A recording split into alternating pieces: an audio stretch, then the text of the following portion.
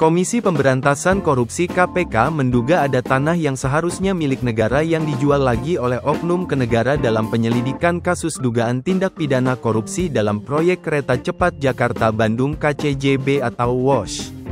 Diketahui, KPK tengah melakukan penyelidikan terhadap dugaan penggelembungan anggaran atau markup proyek kereta cepat WOS.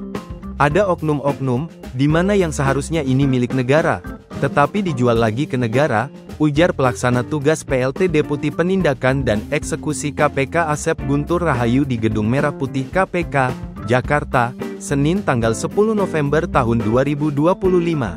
Selain itu, Asep menyebut, lahan-lahan milik negara tersebut kemudian tidak dijual sesuai dengan harga pasar, bahkan lebih tinggi.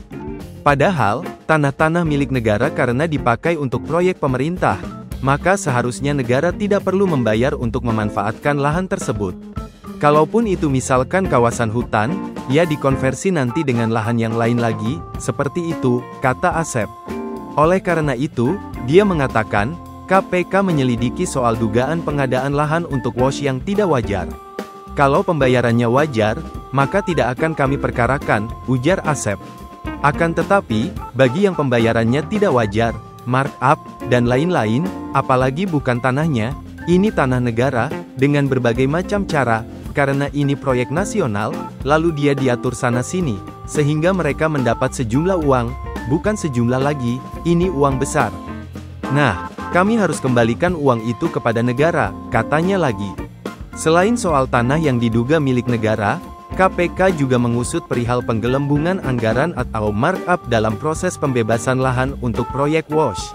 Dalam kesempatan itu, Asep pun meminta kepada oknum tersebut segera mengembalikan keuntungan yang tengah dimakan dari proyek pengadaan lahan untuk WOS. Kendati demikian, Asep belum merincikan lokasi pembebasan lahan untuk proyek WOS tersebut. Sebelumnya, KPK diketahui melakukan penyelidikan terhadap dugaan penggelembungan anggaran atau markup proyek kereta cepat WOS. Saat ini sudah pada tahap penyelidikan, kata Pelaksana Tugas PLT Deputi Penindakan dan Eksekusi KPK Asep Guntur Rahayu saat dihubungi wartawan pada tanggal 27 Oktober tahun 2025. Kemudian, juru bicara KPK, Budi Prasetyo menyebut, dugaan penggelembungan anggaran proyek kereta cepat tersebut diselidiki sejak awal tahun 2025.